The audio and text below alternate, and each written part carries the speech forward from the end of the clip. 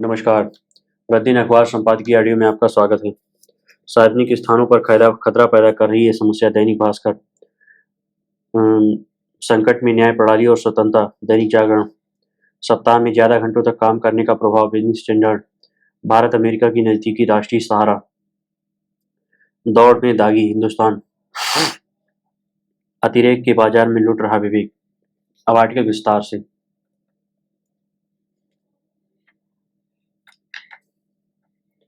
सार्वजनिक स्थानों पर खतरा पैदा कर रही है समस्या। दैनिक भास्कर। चेतन भगत, अंग्रेजी के उपन्यासकार। दुनिया में दो तरह के लोग हैं, वे जो कुत्तों से प्यार करते हैं और वे जो ऐसा नहीं करते हैं। पहली श्रेणी वाले लोग लोग कुत्तों को दुनिया के सबसे सही प्राणियों में से एक मानते हैं, लगभग बच्चों की तरह। उन्हें लगता है कि वो किसी को नुकसान नहीं पहुंचा सकते। उन्हें कुत्ते पालना, उन्हें दुलाना, खाना खिलाना और उनकी देखभाल करना अच्छा लगता है। कई ऐसे भी हैं जो आवारा कुत्तों से दोस्ती करते हैं और उन्हें खाना खिलाते हैं। कुछ कुत्ते भी इन व्यक्तियों के प्रति सकारात्मक प्रतिक्रिया देते हैं, उन्हें देखकर पूंछ हिलाते हैं और स्नेह दिखाते हैं। दूसरी तरह के लोग इसके विपरीत हैं, वे कुत्तों की परवाह नहीं करते और शायद उससे नफरत भी करते हैं।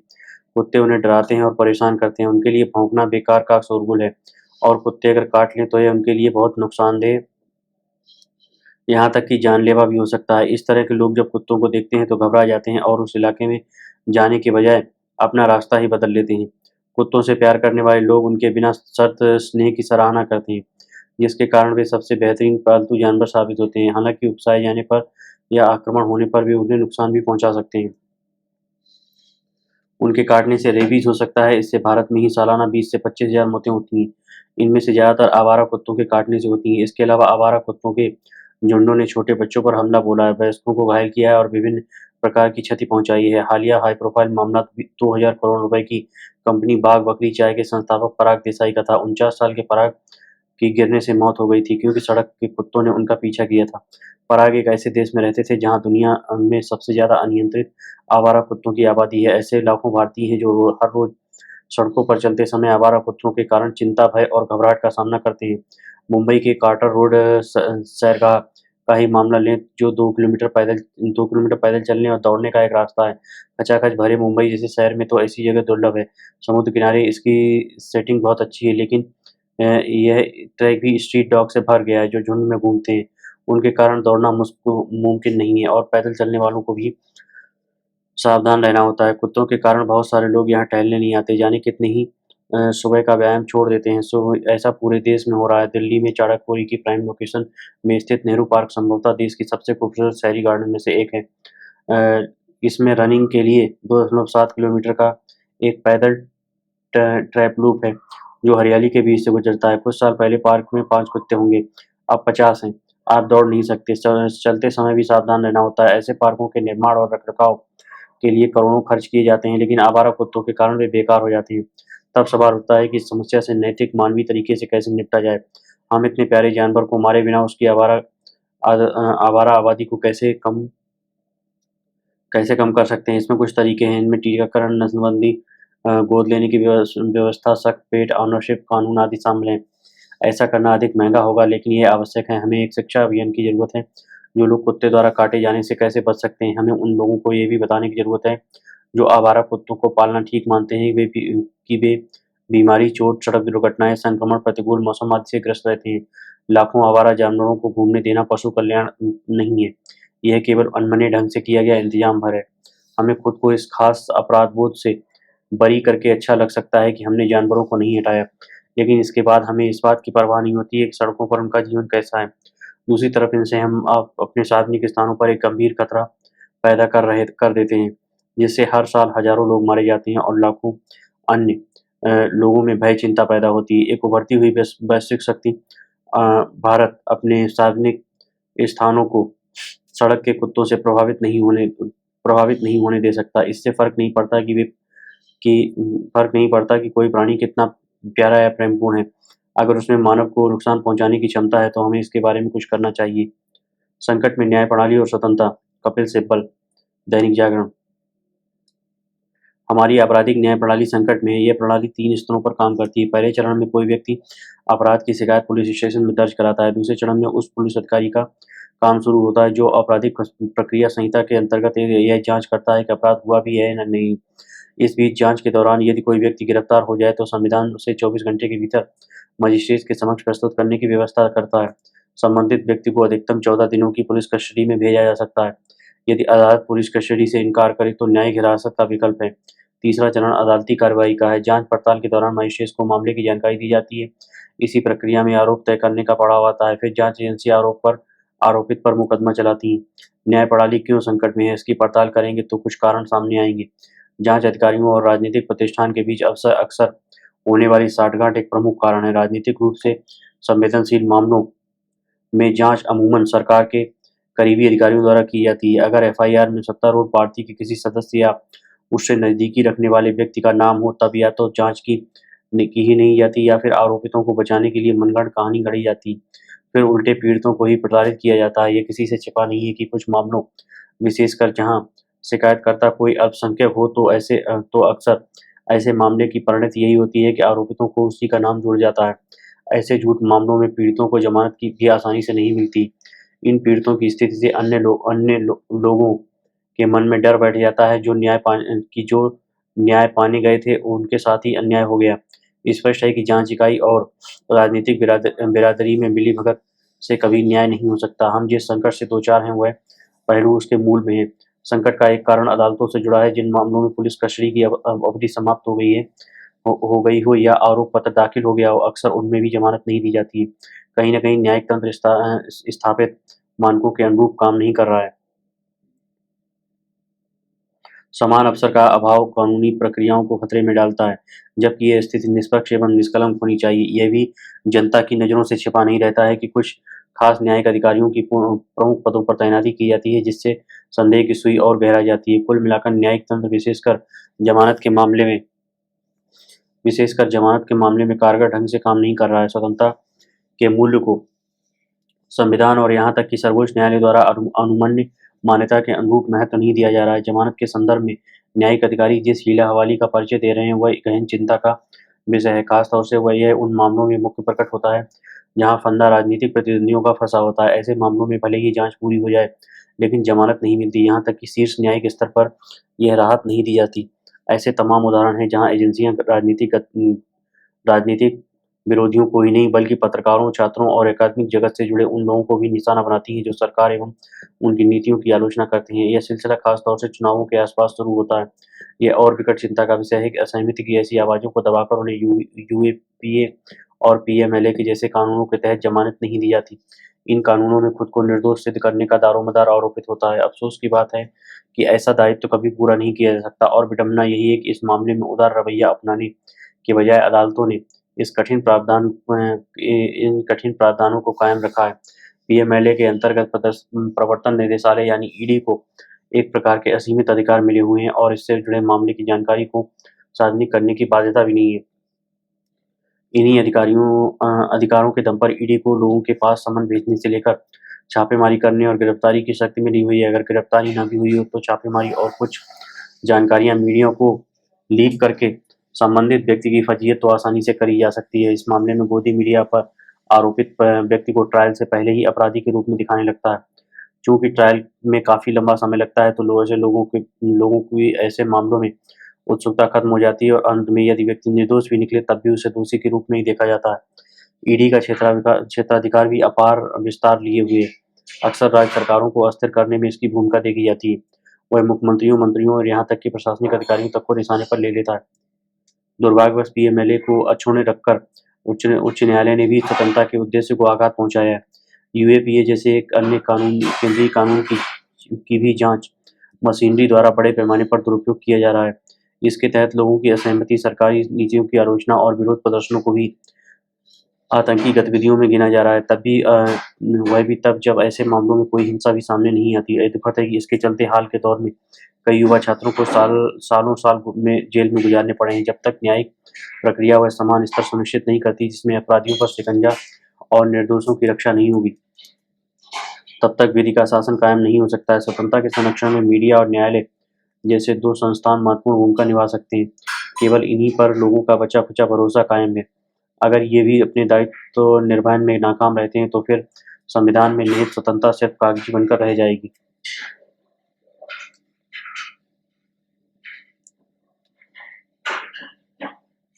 सप्ताह में ज़्यादा घंटों तक काम करने का प्रभाव बिजनेस स्टैंडर्ड। अजय शाह, लेखक, एक्सआईडीआर फोरम में शोध करता है। लेखक एक्सआईडीआर फोरम में शोध करता है। नारायण मूर्ति उस समय सुर्खियों में आ गए।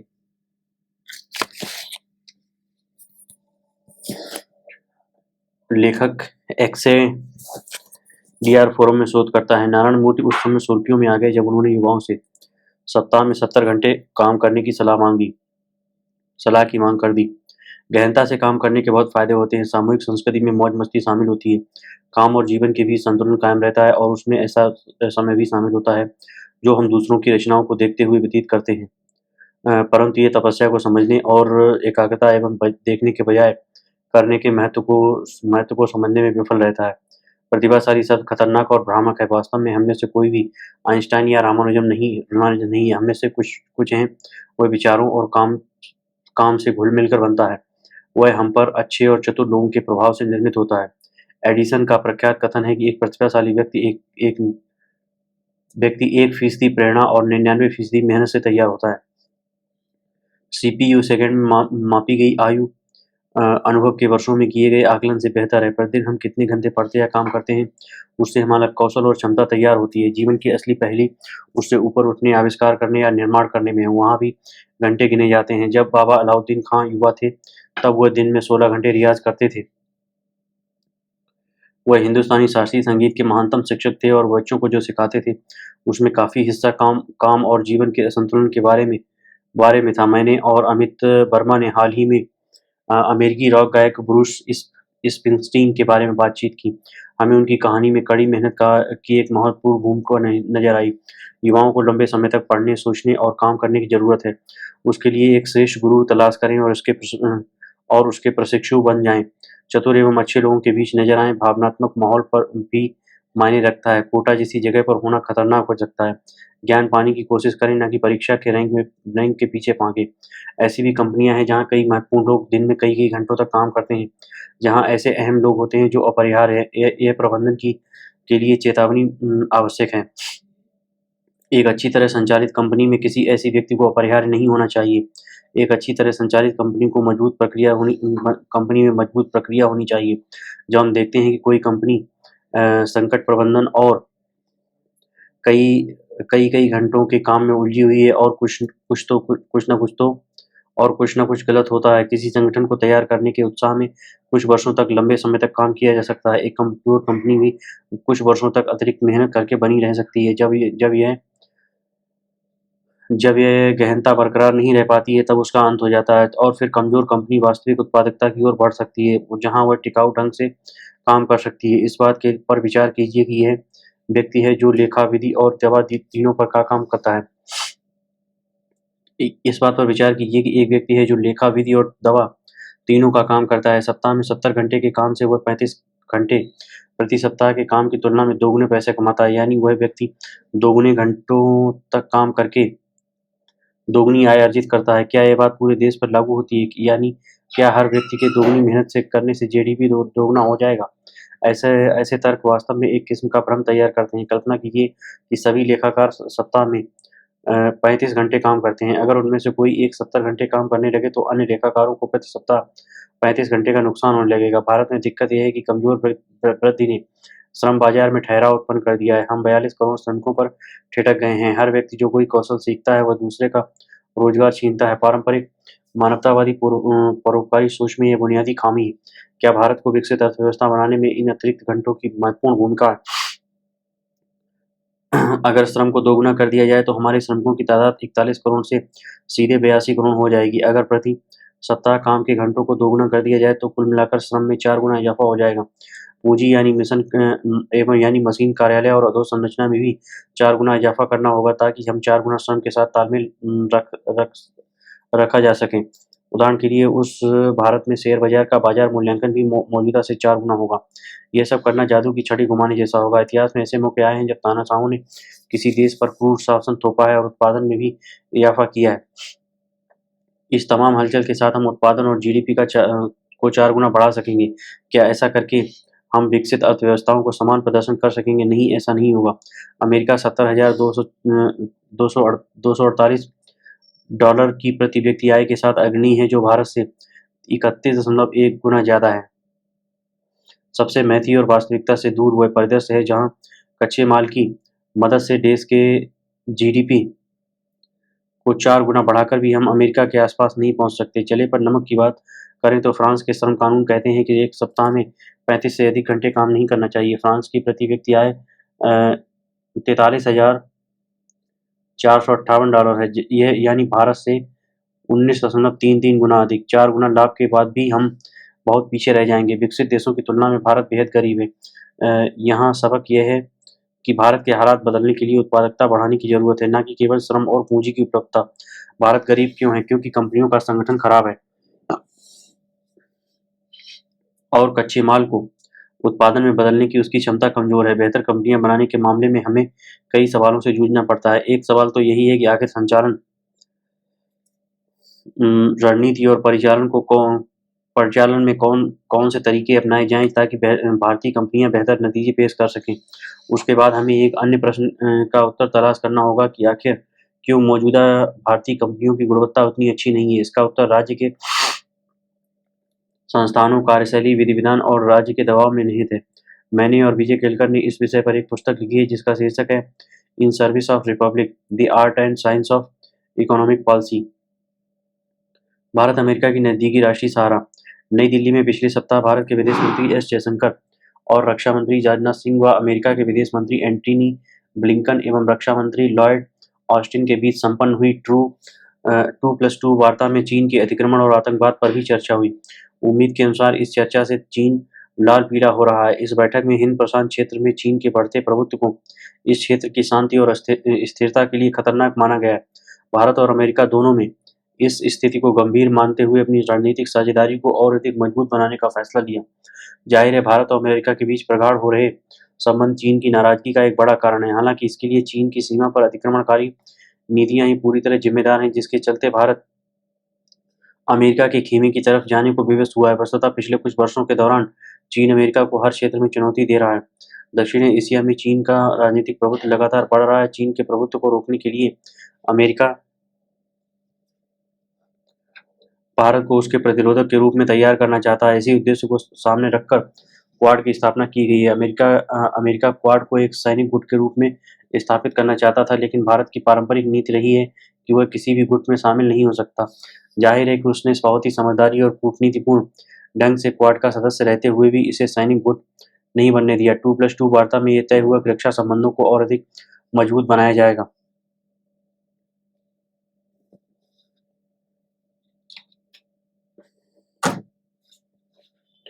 इसकी पहल अमेरिका की ओर से हुई। दोनों देश टैंक और युद्धक वाहनों का मिलकर निर्माण करेंगे। इसके लिए दोनों देशों ने एक संयुक्त कार्य समूह गठित करने का निर्णय लिया है। संयुक्त बयान में अल-कायदा, आईएस और जैसे मोहम्मद जैसे आतंकी संगठनों के खिलाफ ठोस कार्रवाई की मांग की गई है। जाहिर है कि इससे भारत का आतंकवाद के खिलाफ जीरो टॉलरेंस की नीति का प्रत्यक्ष तौर पर समर्थन दिखाई दिया। बैठक के बाद जयशंकर ने कहा कि हम अमेरिका के साथ अपनी रणनीतिक साझेदारी को और मजबूत बनाने के साथ साथ विभिन्न क्षेत्रों में आपसी सहयोग बढ़ाना चाहते हैं। बढ़ते रणनीतिक संबंधों से चीन यदि उबाल खा रहा है तो उसमें किसी को हैरानी नहीं होनी चाहिए। दौड़ में दागी हिंदुस्तान। 5 राज्यों के विधानसभा चुनावों में सत्ता की दावेदार पार्टियों ने अपने प्रचार में पूरी ताकत झोंक दी है। तो यह स्वाभाविक ही है, क्योंकि मध्य प्रदेश में मतदान में जहां 2 दिन बचे हैं, वहीं राजस्थान में 8 दिन और तेलंगाना में महज एक पखवाड़ा रह गया है। पर इन चुनावों का एक ऐसा पहलू ऐसा है जिससे इसे स्वाभाविक नहीं होना चाहिए था, बल्कि आइंदा नहीं बनने देना चाहिए था। इन चुनावों से जुड़े association for democratic reforms (ADR) के विश्लेषण हैरान करने वाले तथ्य सामने ला रहे हैं। ताज़ा विश्लेषण मध्य प्रदेश से जुड़ा हुआ है, जिस प्रदेश की 25% से भी अधिक ग्रामीण आबादी गरीबी रेखा से नीचे गुजर बसर कर रही है। इससे भी कहीं बड़ी संख्या मुफ्त अनाज कार्यक्रम की मोहताज है। उस प्रदेश की नुमाइंदगी के लिए भाजपा और कांग्रेस ने भारी तादाद में करोड़पतियों को मैदान में उतारा है। एडीआर की रिपोर्ट के मुताबिक भाजपा के 87% प्रत्याशी मालदार हैं, वहीं कांग्रेस ने 86 फीसदी अमीर प्रत्याशियों पर अपना दांव लगाया है। यहाँ तक कि आम आदमी की आवाज बनने का दावा करने वाली आम आदमी पार्टी के 59% उम्मीदवार करोड़पति हैं। साफ है, ये तस्वीर समाज और सियासत के बीच की दूरी ही दर्शाती है, जहाँ धन बल प्रत्याशियों की योग्यता का अनिवार्य पैमाना बनता जा रहा है। इसमें भी परेशानकुन आंकड़ा दागी प्रत्याशियों का है। पिछली बार के मुकाबले इस बार भाजपा और कांग्रेस दोनों ने कहीं बढ़कर दागी लोगों को अपना उम्मीदवार बनाया। वहाँ के भाजपा के जहाँ 28.2% उम्मीदवार आपराधिक मुकदमों का सामना कर रहे हैं, वहीं कांग्रेस ने 52.6% दागी प्रत्याशी उतारे हैं। निसंदेह इनमें से काफी सारे लोगों के खिलाफ राजनीतिक प्रतिशोध या विद्वेषपूर्ण मुकदमे कायम हुए होंगे और वे न्यायिक प्रक्रिया में आगे पाकदामन करार दिए भी जाएं। पर सवाल यह है कि ये तस्वीर सुधरती हुई क्यों नहीं दिख रही है? क्या मध्य प्रदेश में या किसी अन्य सूबों में साफ सुथरी छवि के राजनेताओं की कमी पड़ती जा रही है? जब विधायी संस्थाओं में दागियों की संख्या बढ़ जाएगी तो फिर समाज के अपराधी तत्वों को इससे क्या संदेश जाएगा? पार्टियां ये कहकर अपने दायित्व से बच नहीं सकती कि वे जनता द्वारा निर्वाचित हैं। उन्होंने विकल्प ही दागी दिए थे। मतदाता सिर्फ प्रत्याशी को वोट नहीं करते, वे पार्टी और उसके नेतृत्व के आधार पर भी चयन करते हैं। ये तस्वीर चुनाव आयोग और देश की न्यायपालिका पर भी एक टिप्पणी है। दरअसल जनप्रतिनिधियों के खिलाफ मुकदमों के निपटारे में देरी ने राजनीतिक दलों को यह हौसला दिया है कि वे जिताऊ के नाम पर दागियों को भी गले लगा लें। उनकी यह दलील अपनी जगह वाजिब है कि सिर्फ मुकदमा दर्ज कर दिए जाने से पार्टी कार्यकर्ताओं को संविधान प्रदत्त नागरिक अधिकारों को स्थगित नहीं किया जा सकता। निसंदेह हमारी अदालतों पर मुकदमों का भारी बोझ है, पर क्या वे जनप्रतिनिधियों का दर्ज हत्या, जानलेवा हमले, बलात्कार, अपहरण व आर्थिक धोखाधड़ी जैसे संगीन मामलों के त्वरित निपटारे की व्यवस्था नहीं कर सकती? सुप्रीम कोर्ट ने हाल ही में उच्च न्यायालयों को अलग पीठ गठित करने का निर्देश तो दिया, पर जजों की कमी की शिकायत के बीच व्यवहारिक चुनौतियां भी हैं। भारतीय लोकतंत्र को यदि इन लांछनों से मुक्त करना है तो चुनावी विसंगतियों और दागियों से इसकी मुक्ति का रास्ता निकालना होगा। अतिरेक के बाजार में लुट रहा विवेक। विभूति नारायण राय, पूर्व आईपीएस अधिकारी। दुनिया भर में दक्षिण के उभरने का एक परिणाम यह भी हुआ है कि विश्वमत पूरी तरह से विभक्त हो गया है। काले और सफेद के बीच पूरा रंग कहीं गुम हो गया है। लोग या तो आपके साथ हैं या आपके खिलाफ। उन तमाम लोगों की प्रतिक्रिया जिससे चुनौती भरे मौकों पर भी अपना धैर्य और संतुलन बनाए रखने की उम्मीद की जा सकती है, आपको निराश कर सकती है। गाजा की हालिया घटनाओं में यही हुआ। फिलिस्तीन विवाद के इतिहास में झांकने से स्पष्ट हो जाएगा कि वर्षों के खून खराबे के बाद पिछले 3-4 साल के दौरान इसका एक ऐसा हल निकलने की सबसे अधिक संभावना हो गई थी जो दोनों पक्षों के बड़े हिस्सों को मान्य होता। मगर 7 अक्टूबर 2023 को सुबह सवेरे इजराइल के रिहायशी इलाकों पर हमास ने हमला करके 1,500 से अधिक लोगों को मारने और 250 से अधिक नागरिकों के अपहरण के साथ इसे काफी हद तक दूर की कौड़ी में तब्दील कर दिया। पूरा विश्व इस समय यहूदी और मुस्लिम खेमों में बंट गया है। हर कोने में, खासतौर से यूरोप और अमेरिका की सड़क पर उत्तेजित प्रदर्शनकारियों के जुलूस निकल रहे हैं। शुरुआत में तो फिलिस्तीन समर्थक भारी पड़े, पर अब यहूदी भी काफी बड़ी तादाद में बाहर निकलने लगे हैं। पेरिस में तो एक प्रदर्शन में 1 लाख से अधिक लोग इजराइल के पक्ष में सड़कों पर थे। कई स्थानों पर दोनों पक्षों के लोग तो एक दूसरे की भिड़ंत की हद तक करीब आ गए थे। पश्चिम देशों के लिए यह एक ऐसी अप्रत्याशित स्थिति है जिसके लिए वे बिल्कुल तैयार नहीं है। अपेक्षा के अनुसार पश्चिमी देशों की ज़्यादातर सरकारें इजराइल के पक्ष में खड़ी हैं। अमेरिका, फ्रांस और ब्रिटेन समेत कई देशों के राष्ट्राध्यक्ष तेल अवीव जाकर इजराइल के प्रधानमंत्री नेतन्याहू के साथ अपनी एकजुटता का सार्वजनिक प्रदर्शन भी कर आए हैं। इनके बरक्स मुस्लिम देशों के संगठन ओआईसी और अरब लीग भी अपने सम्मेलन में अपने सम्मेलन करके इजराइल के खिलाफ तड़क भड़क चुके हैं।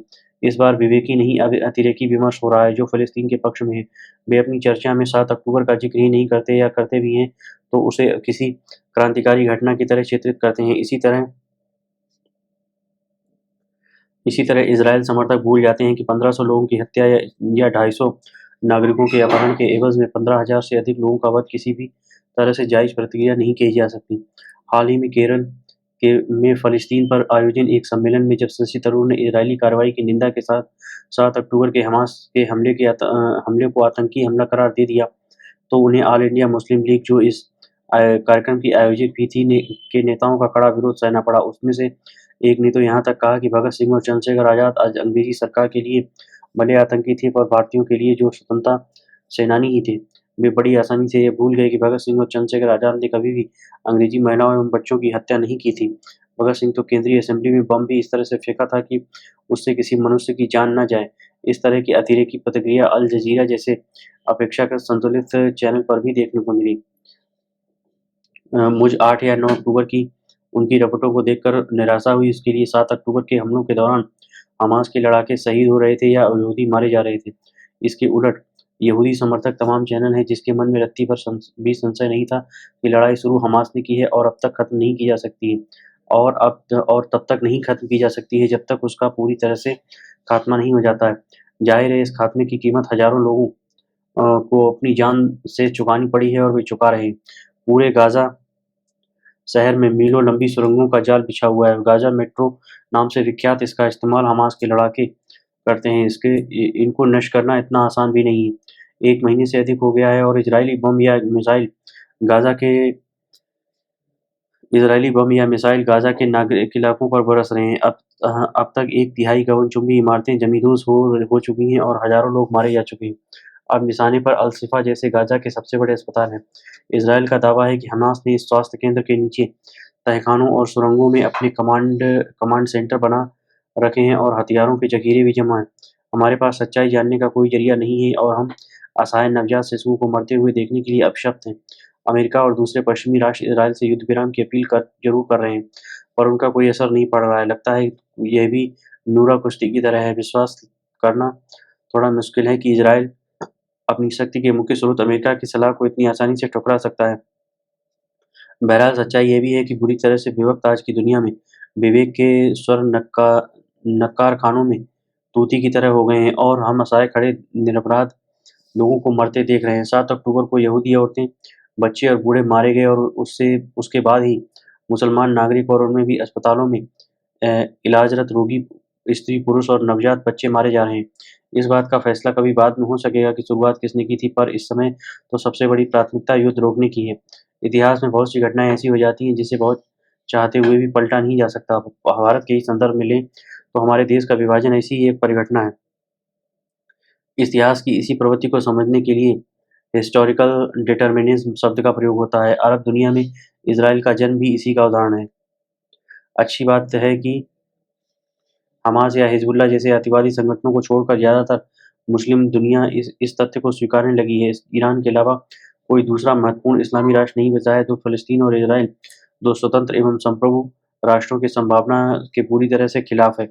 यही एक हल है, जल्दी से जल्दी युद्ध रोककर इसे हासिल करने का प्रयास करना चाहिए। धन्यवाद।